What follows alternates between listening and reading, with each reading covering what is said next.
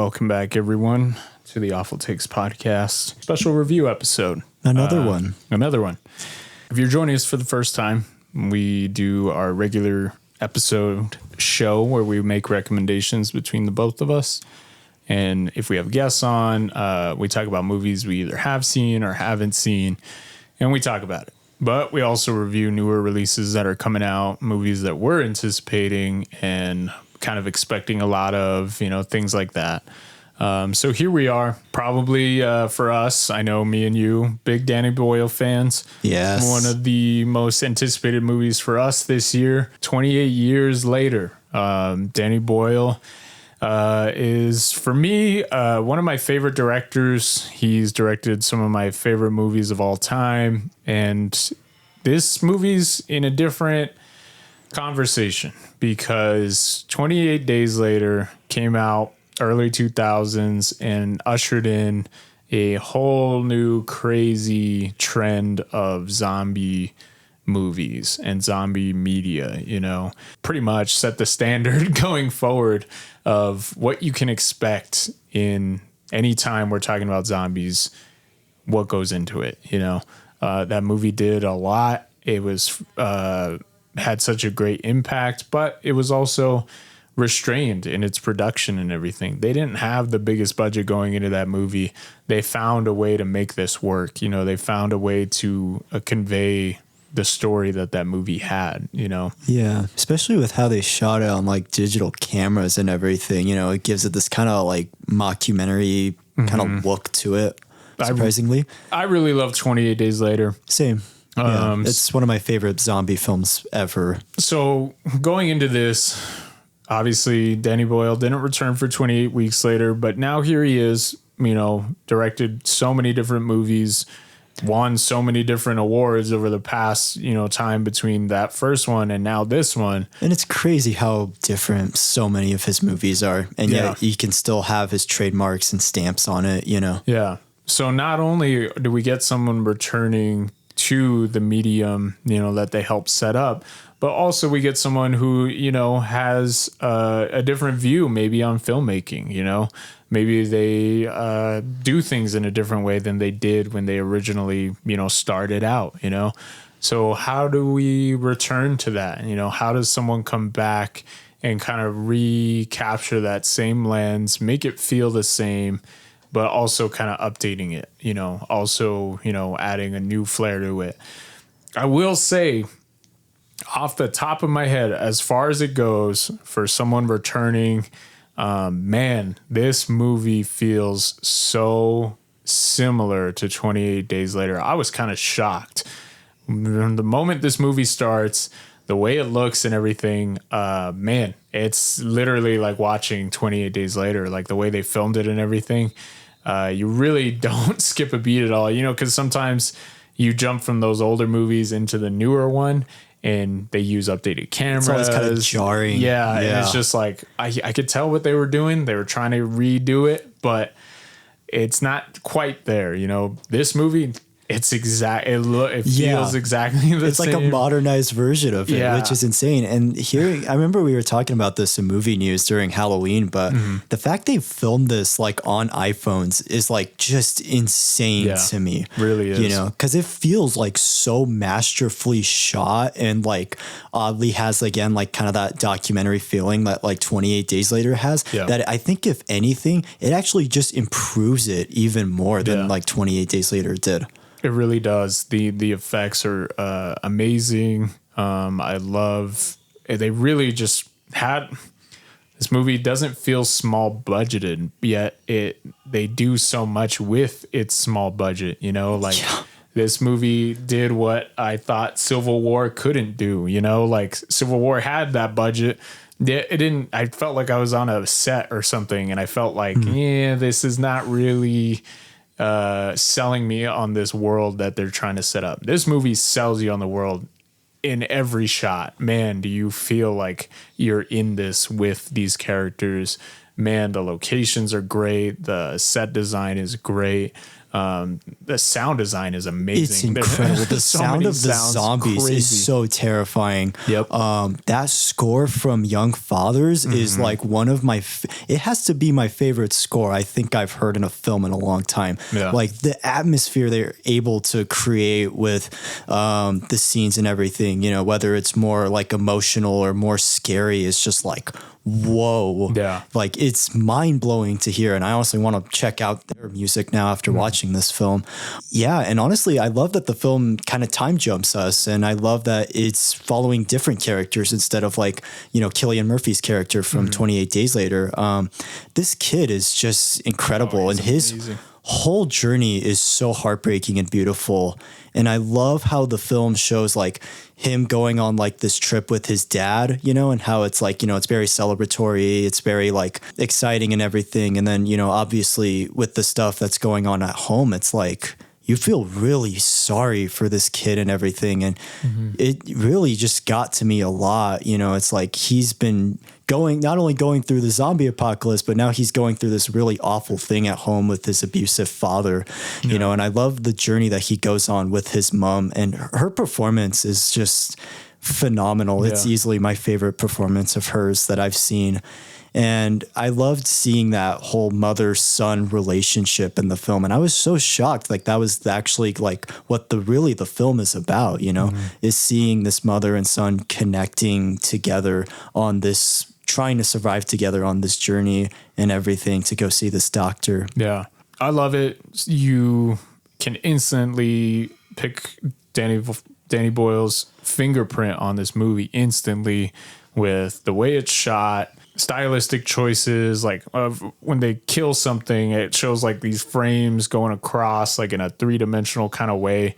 And it that's something doesn't feel distracting at all, surprisingly. And it that's gives something like that is only like, come on, that's very Danny Boyle. Like, that's just totally different. Does it service anything in the movie? No, I don't think it really has much of a service as but to it why makes it's the there. kills, I think, really cool. It's great. Honestly. Yeah. Like I really love that. And I love the designs of the zombies too. I love how like, even though, they're still super fast, I love how like they've almost kind of like evolved into like this zombie human type of thing.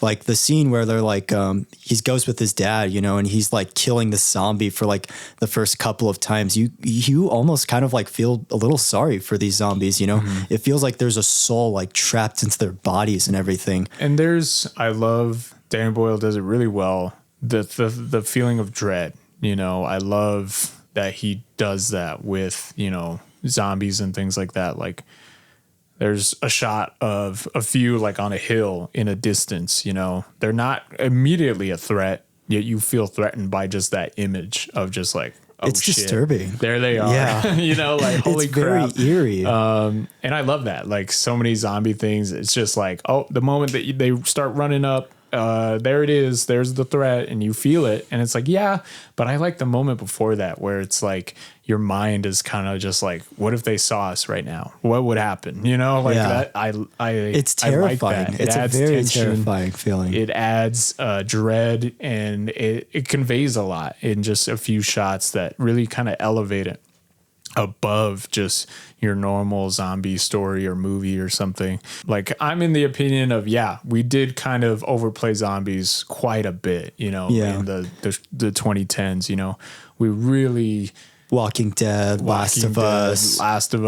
For me, that I hated it. World War Z. Oh God. That for me was just like not the great representation that I know zombies could be, like The Last of Us, like The Walking Dead, like 28 Days Later, you know. That was like just generic, really just like bottom of the barrel thinking when it comes to zombies.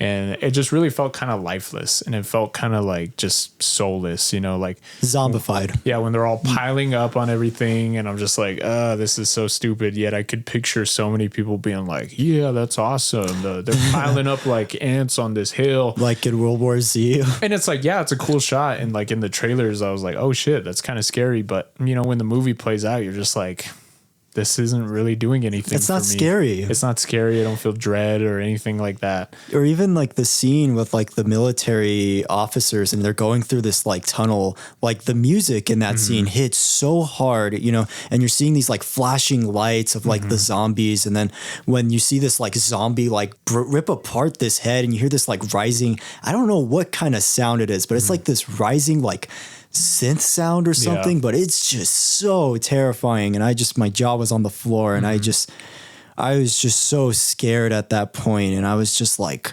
feeling all this like tension and dread in that scene. And it's crazy how much it can make you feel that way. But even with that, though, with all the horror stuff, it still has moments of like levity, surprisingly. And there's a lot of like great humor moments, especially with like the surviving military officer and the kid. Yeah, that's great. I love that whole sequence. And I guess it also just shows you like, too, like it's only like in this specific area. Cause I made the assumption like in the first one, like, oh, it was like all over the world, but it was just mainly focused on like the UK. But it was just really jarring to like see that. And I loved it, obviously, where like the soldier's phone is working and he's like looking at, he's like showing him like the screensaver and he's all, what's wrong with that girl? That Why does her face look like that?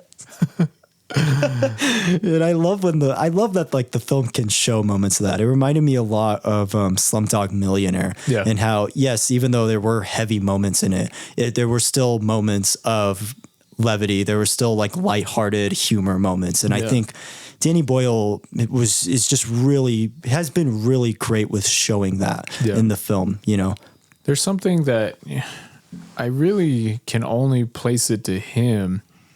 And maybe it's not as prevalent for other people, but it's something that I notice a lot with his movies. And this movie has those moments. And man, I just love him so, so much. He's showing kind of a dark, time, a dark scene. And I'm not talking about lighting, but just like mood. It shows dystopian stuff. It shows, the world's crappy, dark situations. Yeah. But he has that amazing contrast of beauty in that as well. He finds the beauty in those things. Like you see the world just darkened and everything, yet he shows like these stars that you can see it because there's no light pollution or anything like that. And you hear this amazing music play and it's just like, I swear, like he's one of the few directors I know that does that, of showing the beauty in the ruin, showing the beauty in the rubble and everything. And it's something that it's so quick. He does it a few times in this movie, but I just love that it's there, because it kind of gives me that feeling of when you're going through the darkness, dark times, you're going through, bad parts of your life, there's always that beauty to be found. There's always that, hopeful side to things. There's always that contrast, that, you need that in your life to help you push past everything to get back to that side. Again, maybe I'm overstating it, but I feel it a lot in this movie. There's just those scenes where it just kind of stops, and everything just kind of halts and you feel like you're a part of it, and he does that a lot in his movies, and I just love it so much when he does. I think for me, what showcases that hopefulness so well is the scene where he finally meets this doctor and he's climbing up this like mountain of bones, and this music just rises up and he sees the sunset before it goes to night, and I just sobbed so much, because it shows like through this whole journey that everything he's gone through, there's still like this ray of hope, and there's still like that light at the end of the tunnel. And I think him just climbing it, I feel like just shows like he's gone even though he's gone through all like the hard turmoils with his dad and through these zombies and everything, he's still gonna get back up, and he's still gonna see like the light at the end, even if the world isn't, even if the area they're in is like not the greatest and everything, he tries to make like the best out of the situation he's in. And it's just such a hard such an emotionally hard-hitting scene for me, and I love it so much, and that's one of the main reasons why I love this movie so much more than 28 Days Later, is because it has scenes like that where you can show that hopefulness even more, even in the darkness of everything that's going on, you know.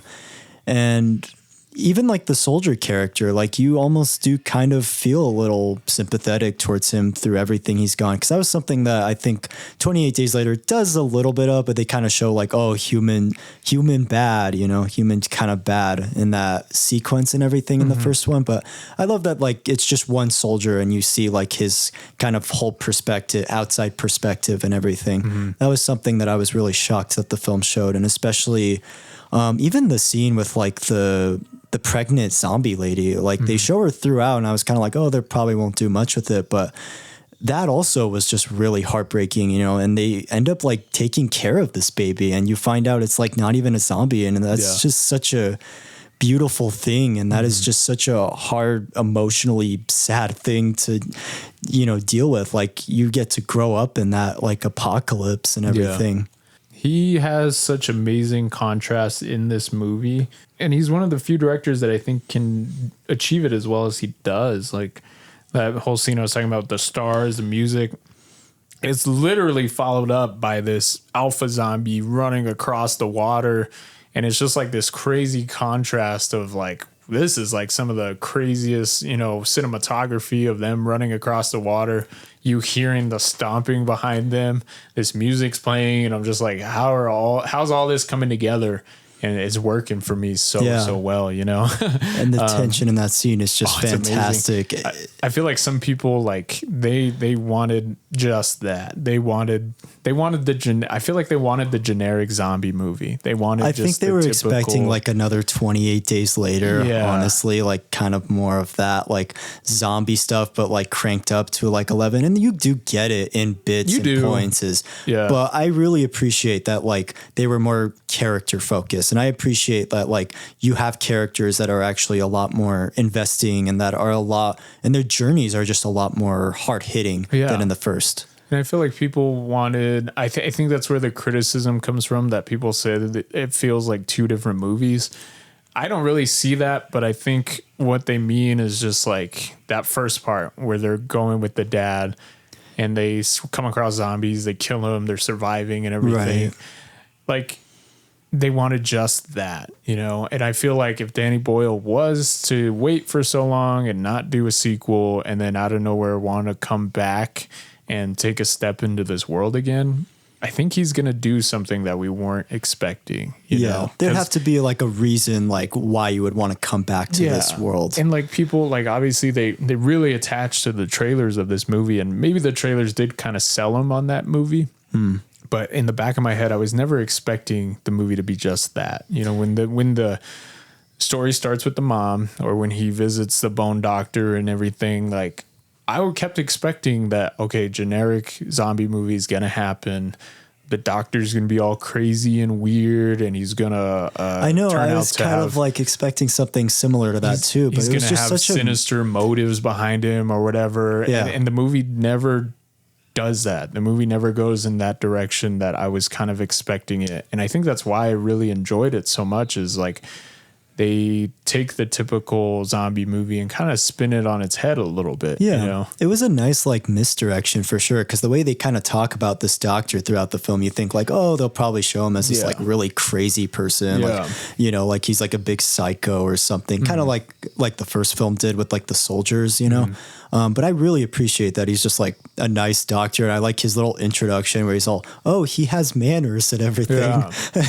And it's just like such like a funny little greeting. Yeah, it's amazing. And like he lives kind of with these zombies, you know, he knows them. He's not really like scared of them or anything. He doesn't kill them, you know. And his performance is fantastic, by the way. He gives such an incredible, and that's the crazy thing with this whole film is like everybody gives such a fantastic performance. Like even Aaron Taylor Johnson, who I'm like usually not a fan of, but I really like loved how unlikable he was in the film. And I really loved just kind of like how kind of a jerk he was, especially like how he treats his wife and how he's just having like an affair with another lady and that during that bar sequence. It's like, wow, like they made, like Danny Boyle is able to find an actor like that and make me like even hate them even more and give like a really great performance out of them. Like that's really great directing right there. Yeah, it's amazing. But yeah, anyways, I couldn't stop thinking about this movie after I saw it. I really want to go see it again. But I need to. I might have to wait until it's on streaming or anything.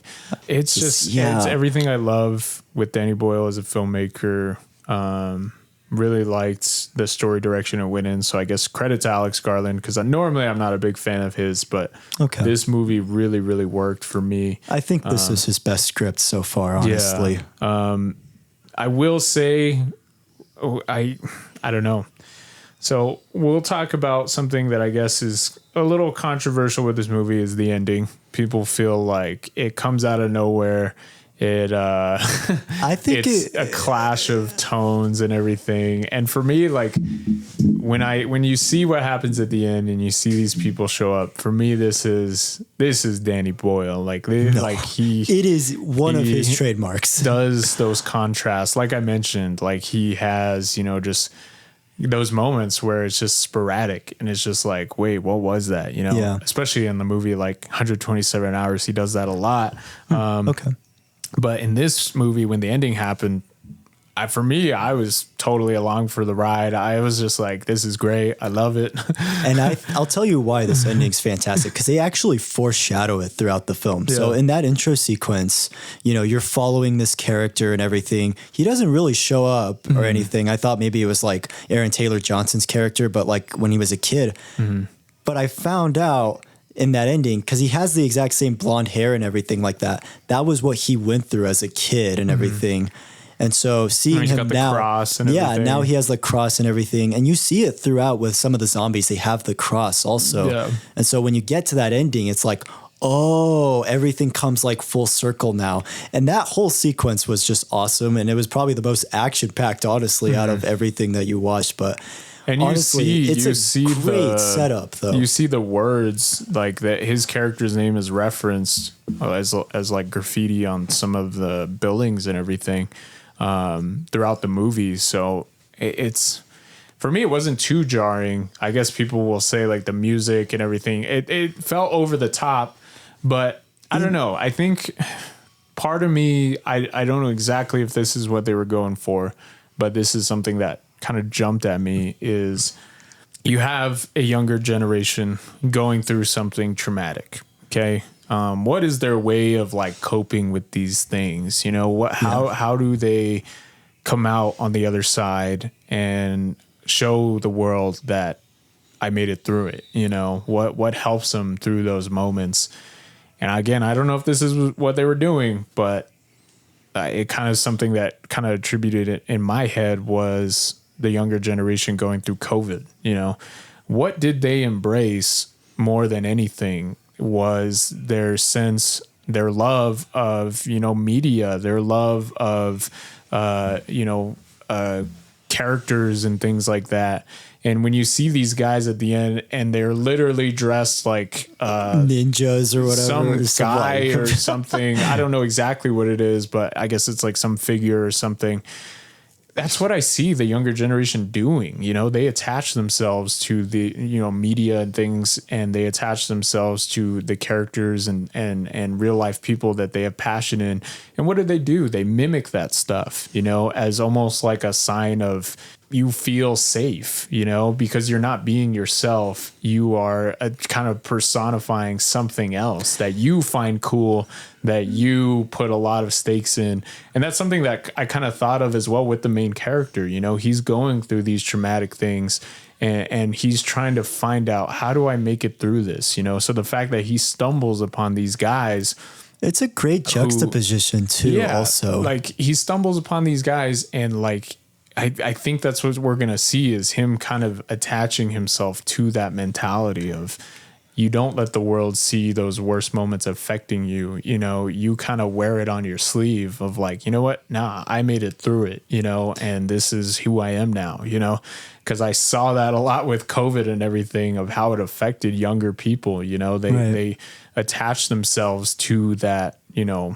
social media mentality, things like that of not showing the trauma side of it. So I guess, again, I might be looking too far into it. Who knows? But when I saw those guys at the end and the music starts playing, they start fighting and everything, I really kind of spoke to like a darker message that I think Danny Boyle maybe sees in the younger generation, you know? But who knows? Yeah. Wow. Jeez. Yeah. But I loved it. I'm excited for this sequel.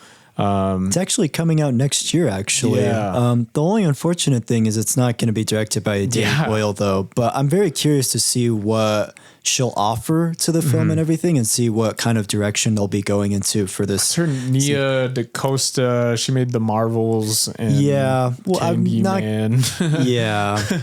Not the best track. Very record, interesting. But like I wonder what maybe Danny Boyle and Alex Garland maybe kind of saw in her, you know. So I wasn't expecting that. I will say that's very strange. And then apparently there's the work third being one done on the third one. But who knows? I just don't get it. I don't get why some people really didn't attach to this movie. I think it was just expectation. I think they were expecting. Is that trailer maybe? They were expecting something more straightforward.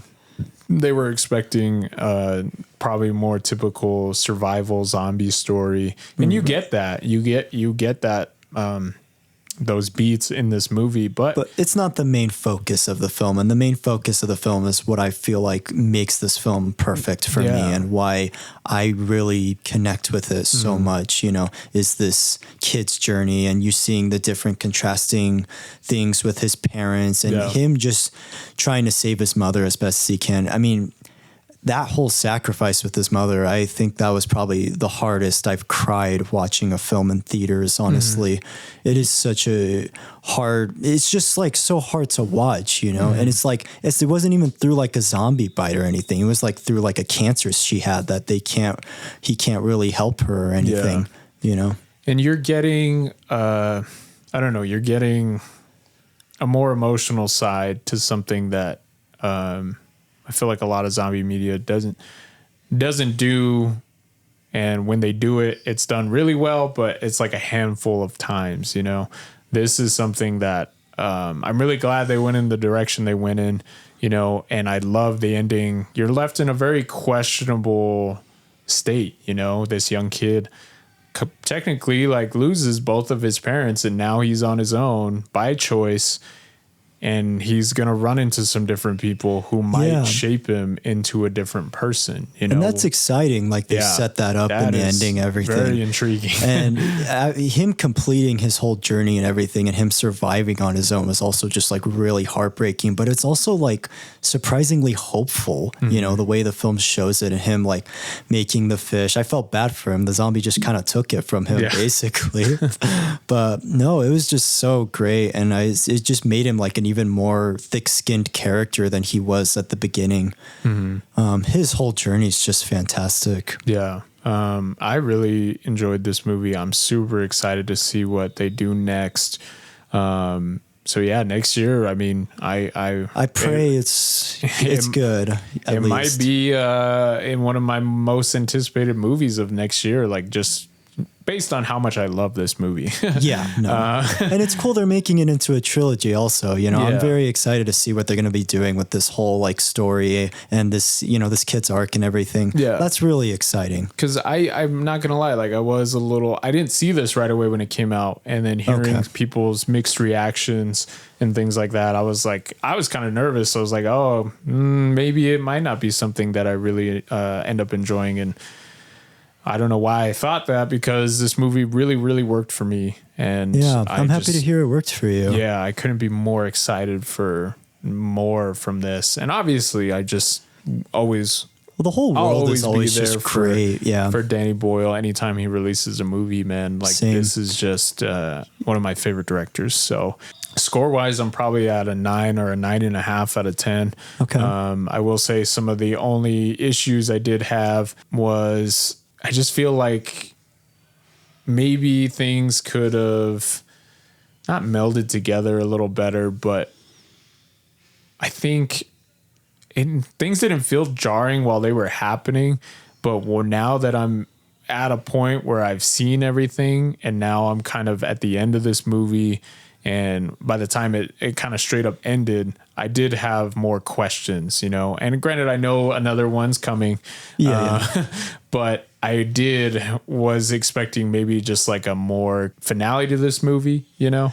Yeah. But again, it's part of a trilogy or whatever. I kind of appreciate personally that like they kept some things ambiguous for sure. Cause that's kind of what I really love about like this film a lot, is like just kind of the mystery of like, what is life like now after like the setting, after like 28 days later and everything, you know?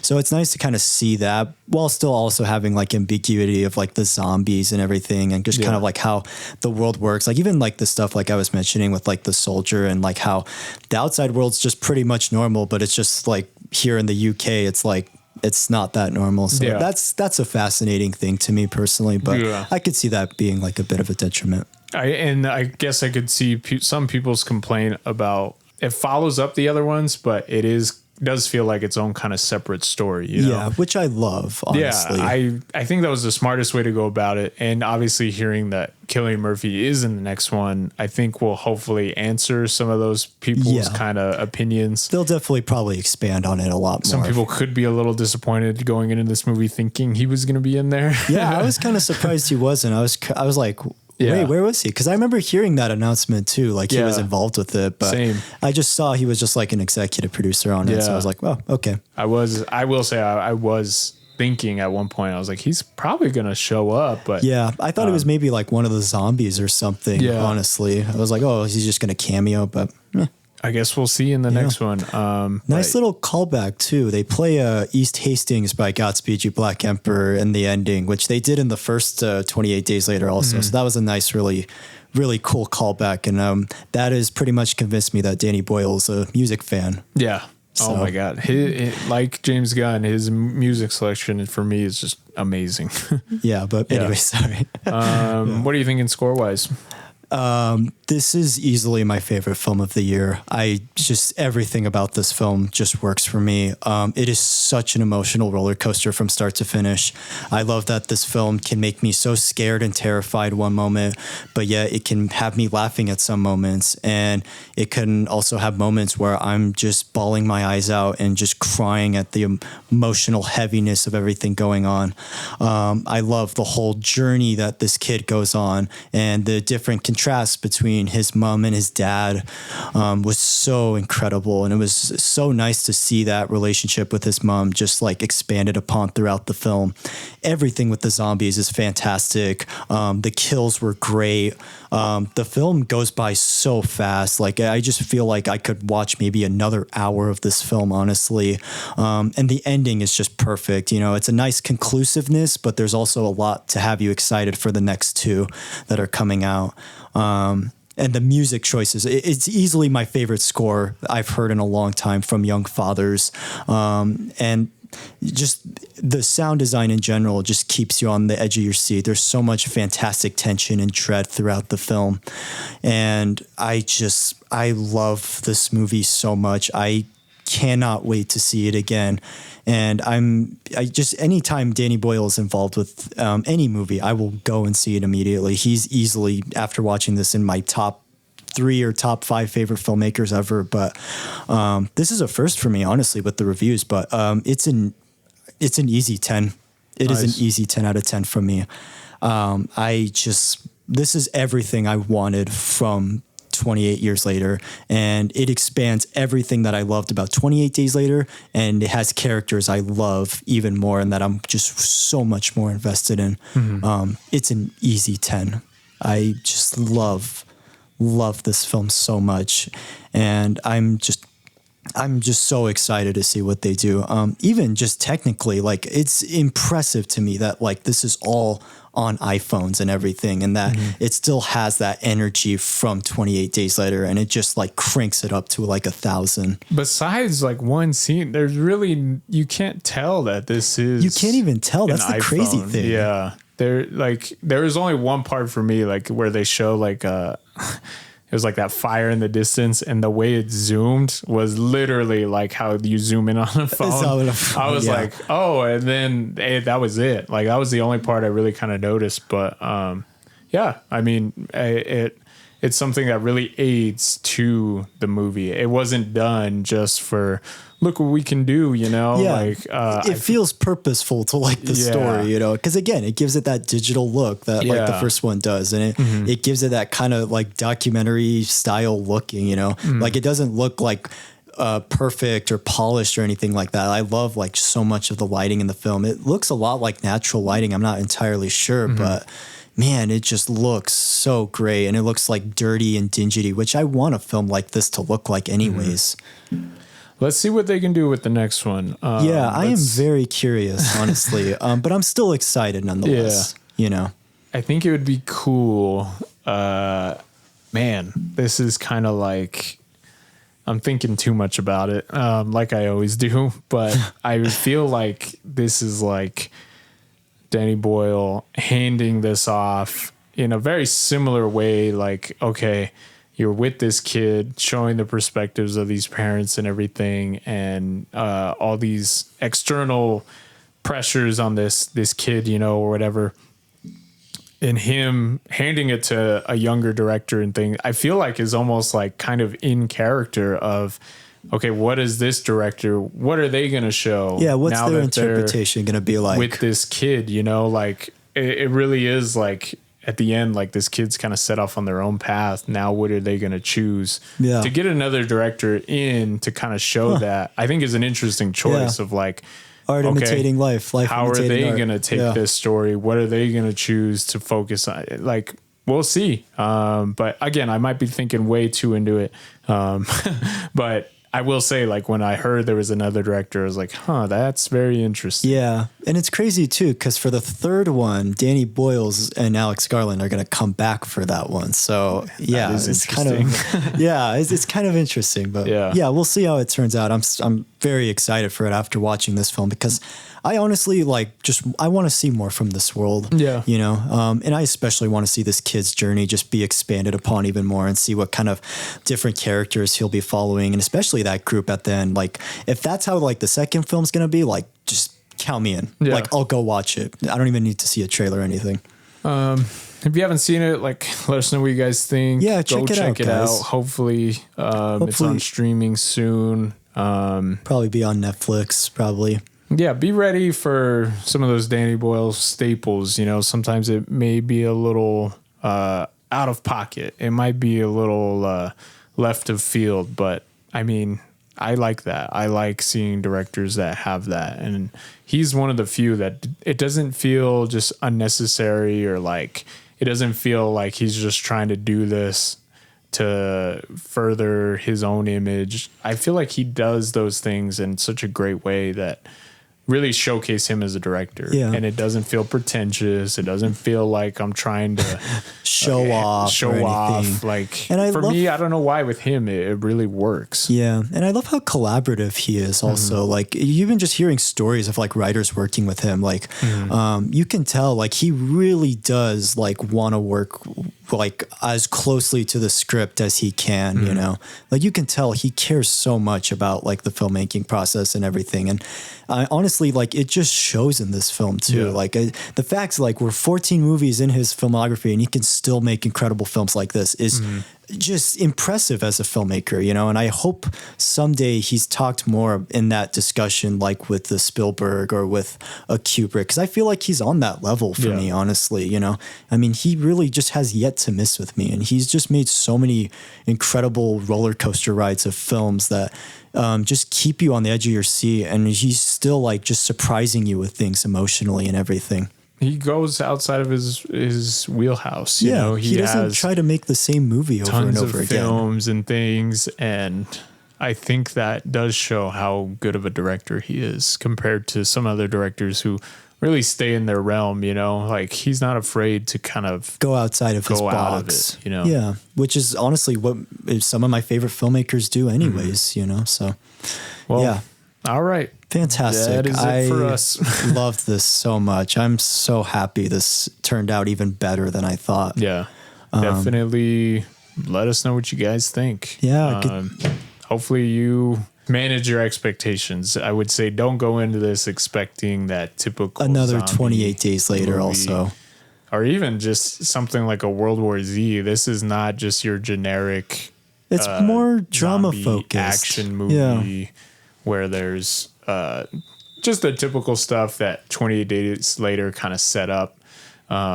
Unfortunately, obviously at the time that movie was super different from anything we'd seen with zombies. Yeah. And it's crazy how much it's evolved too. It bred into those tropes that we just see nowadays in zombie material. This movie really doesn't fall on those at all, those tropes that you would expect. Right. So some people might see that as a bad side, but I think it really worked. No, it works 1,000% for me, honestly. All right. Yeah. That is it for us. We will see you on the next one. Good day and good night, mates.